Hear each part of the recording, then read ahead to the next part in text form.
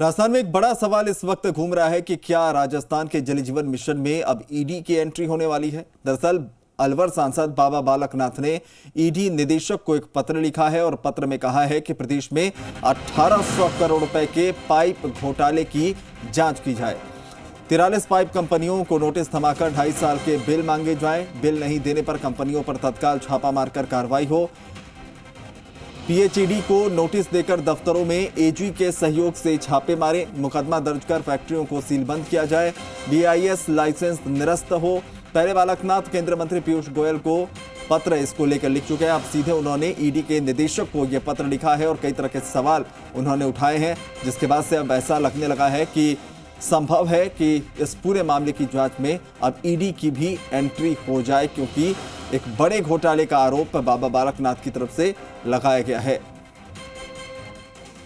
ये सिर्फ एक छोटे से बेडरूम से मशरूम की खेती करके महीने का 50,000 कमा रही हैं। मशरूम खेती सीखनी है तो फ्रीडम ऐप को अभी डाउनलोड कीजिए। ये सही है, क्वालिटी में तो ये गलत निकलेगी, इसमें बदबू आती है। पोलोथीनों से बनाई हुई है पाइप ये, और मैं साबित कर सकता हूँ इस पाइप को, पोलोथीन कचरे से बनाई हुई है पाइप ये। चलिए, इसी पर ज्यादा जानकारी के साथ आशीष चौहान हमारे सहयोगी जुड़ रहे हैं। आशीष, संभव है कि ईडी की एंट्री हो जाए, क्या कुछ आरोप इस पत्र में उनकी तरफ से लगाया गया है, क्या मांग की गई है?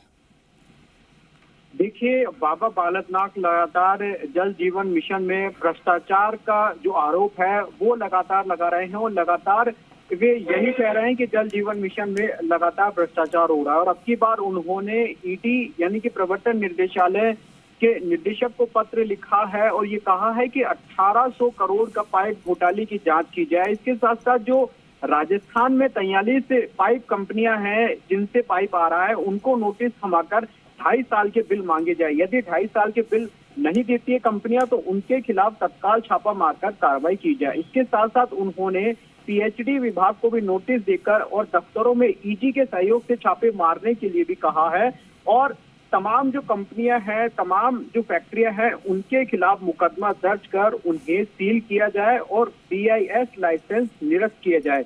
और इससे पहले भी देखिए, पीयूष गोयल जो कि केंद्रीय मंत्री है, उनको भी ये खत लिख चुके हैं और इस तरह की कार्रवाई करने के लिए कहा है। लेकिन बड़ा सवाल यही है कि क्या राजस्थान में जल जीवन मिशन में ईडी की एंट्री होगी, क्योंकि जिस तरीके से बाबा बालकनाथ लगातार ये सवाल उठा रहे हैं अलवर के जल जीवन मिशन पर, लगातार वे यही कह रहे हैं कि बड़ा भ्रष्टाचार हुआ है और पाइप कंपनियां लगातार अपने मनमानी तरीके से घटिया क्वालिटी का इस्तेमाल करते हुए पाइप डाल रही है। तो क्या इन पाइप की जांच की जाएगी? क्या राजस्थान में ईडी यानी कि प्रवर्तन निर्देशालय की एंट्री होगी? क्या वाकई बड़ा भ्रष्टाचार यहाँ पर हुआ है? ये तमाम सवाल है जो जांच के बाद में सामने आएंगे। लेकिन उनसे पहले उन्होंने केंद्रीय मंत्री पीयूष गोयल को भी खत लिखकर यही कहा था कि आप बीआईएस के माध्यम से जो है इनकी जांच करवाई जाए और तमाम तरह की जो घटिया क्वालिटी का इस्तेमाल किया गया है उसमें बड़े घोटाले की आशंका इन्होंने जताई है। तो आशंका जाहिर की गई है, लेकिन अब देखने वाली बात यह होगी कि इस पत्र पर ईडी का अगला कदम क्या कुछ होता है। शुक्रिया